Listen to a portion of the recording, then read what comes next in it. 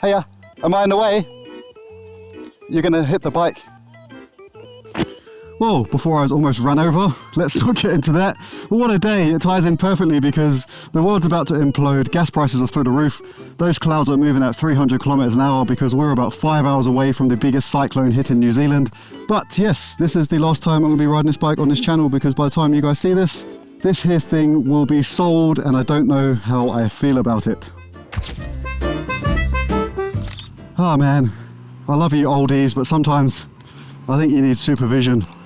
Anyhow, OAP's trying to kill me aside, and the fact that we have one of the biggest cyclones about to wipe out this country. This is it, man. This is a mega emotional, I mean, I'm not gonna boo-hoo and cry, but it's a moment. This is the last time I'm pretty much gonna be riding this bike, especially on this channel, because as I said, by the time you guys watch this bike will be gone. And if you've watched the channel a little bit longer than just this video, you'll know that this thing used to look slightly different. It used to have bar and mirrors. I used to have a nice camo wrap, a straight pipe exhaust and all that stuff. And now it sounds like a lovely sewing machine again. Whee! Still as fun as ever though. And it still has that wonderful race tune that I had done to it. So it still pulls buttery smooth and powerful. So I'm definitely going to miss this bike. So anyway, what do I mean this is the last time you're going to see this bike? Well, I'm moving to the UK in approximately 3 months of filming this video. So one of two things had to happen. Either I keep the bike and ship it over, or I sell it and buy a new one in the UK. And that also goes for the KTM SMCR. I still have to get rid of that. That's a whole nother video in itself. But this one here, this has been the baby. This one's been around since the beginning of my YouTube channel, since the beginning of my main riding journey here in New Zealand. So many memories of this thing, and I'm very fond of the bike, probably more so than I need to be. But because of that, it's heartbreaking to have to get rid of. Oh, just look at it. It's the calm before the storm, isn't it? It's the age-old saying. You'd go out if you had no idea, thinking it's going to be a beautiful day. But yeah, as I said, we're in for a huge cyclone. So weather warnings and government warnings have been sent out to everybody, issuing us to tie everything down that's not tied down. So with that, these supermarkets have gone super crazy this morning. I woke up to so many messages from friends and social media showing pictures and videos of the local supermarkets. And you'd think it was COVID all over again. And I'm pretty sure most of the people that are doing this panic buying for 2 days, bear in mind, 2 days is the length of this potential cyclone. They've probably got stock left over from panic buying toilet roll over COVID. So yeah, you can definitely rest assured that I avoided the supermarket like the plague this morning and decided to come out on a bike instead. And I'm so glad I did. Nothing literally glides around like an MT-09. I love this bike so much. But yes, she gotta go, man. Okay, now it's starting to look a little bit more cyclonic. I don't think that's a word. I'm gonna roll with it though. Look at the sky. That is wild. Oh, dudes, what have I done? I'm already regretting this decision, I'm telling you now. But it's literally, as I said, I had two things in front of me. Either keep the bike and ship it over with me to the UK at a cost of about 5,000 New Zealand dollars, I believe. And the other option was to sell it and put the money towards a new bike when I get there. And that's pretty much what I think is the right thing to do. I know my heart of hearts, I'm making the right decision.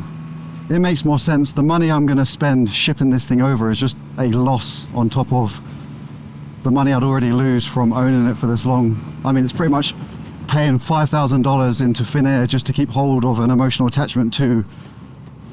I mean, at the end of the day, it's just a machine, isn't it? I've just got to be honest with myself. And it doesn't serve the purpose that I'm going to want in the UK when I think about it. Because when I get there, I'm going to need something that can take me and Mrs. Tube, because she's coming with me.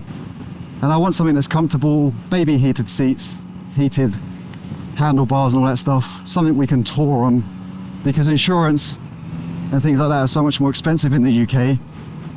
It's not as viable at the moment for me to go over there and just buy 2 bikes off the bat. So I'm going to have to pretty much put all my eggs into one basket and get something that is more multi-purpose rather than this and the KTM, because these for me are just hooligan machines, and in the UK I really want to tour around and stuff, so I'm going to need something a bit more family friendly. Well, we should come back tomorrow and see how much of this is still standing and how much damage has been done. Well, there's certainly a storm on the horizon.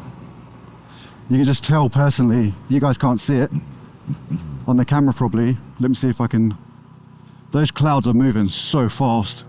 Let me get stationary, keep my head straight.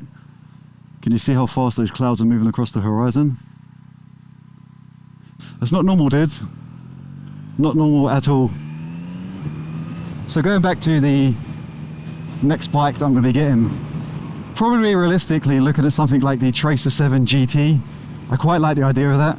I do like the idea of maybe downsizing slightly, which is backwards to a lot of people. But on the other side of that coin, I also like the idea of the Suzuki GSX 1000 GX, which is the K5 Gixxer 1000, the engine that everybody knows from the Suzuki Gixxer. That thing is bulletproof, has so much power, and you can tune them to about 180 horsepower. But then do I need that? And going back to the insurance premiums in the UK, my insurance is going to be so high because I'm going to be a first year rider, believe it or not. How backwards is that? That it probably pays to start on something a bit smaller.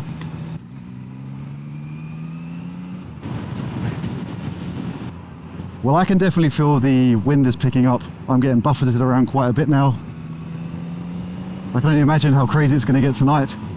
What a time to be alive, eh? The whole world's going into meltdown.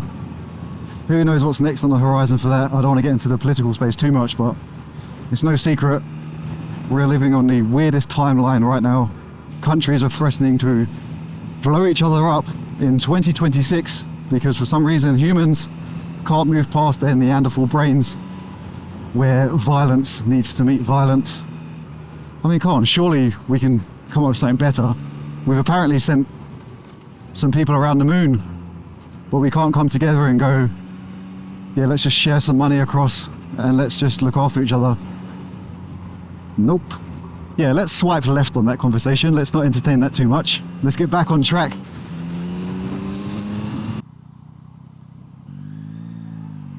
So yeah, as much as this is a bittersweet moment, I'm also very optimistic. You got to look at it two ways. I could either be super sad and regretful, which I might end up being, and I might have a cry once this thing is actually gone. But I can also be super optimistic for the next chapter, which is what I'm trying to keep my headspace in. And I know in my heart of hearts, I'm really only attached to this bike because I have it here at the moment. But once I move on and get something else, I know my heart will now be with that new bike, especially if I make the right choice. And also with that, I've ridden so many bikes lately. I've tried to force myself to try bikes that I'd potentially buy. Some of them you might have seen on this channel, me doing first ride reviews and things. And that's another thing I'd like to keep going when I get to the UK. I want to speak to some sponsorships, some dealerships and bike manufacturers to hopefully bring you guys some more riding content on other bikes, not just the ones I own. I've really enjoyed test riding and giving my reviews on bikes, and it seems like the feedback I've got for that has been very positive, so we'll try to keep that going as much as we can. But I will say this, whatever bike I get next has got some big boots to fill. Oh, just kicking down that quick shifter is so nice. So who knows what's coming next for the channel bike wise. So throw your suggestions in the comments. I'm very open to any ideas, honestly. I'll try almost anything because you never know. Of course, I'm not looking for super sports and things, but anything in that travel orientated comfort, but also cool and fun, that kind of realm. Like I said, Tracer 7, Tracer 9, Gixxer 1000, anything along that mark. Even an Adventure 1390 or something, that could be cool. I really don't know. I know I want to test ride a lot of these bikes before I buy, and hopefully I can make videos on them for you guys to see how that goes. Crazy to think that that will be in the UK. How the scenery will change. Here's something I want to put to you guys, especially if you're a bit older than me. Am I just making a natural progression as I age? I mean, I'm about to be 36. Is this just one of those things, as you get older, you naturally teeter towards the more adventure side of things. If you think about it, I've got the MT-09, I've got the KTM Supermoto.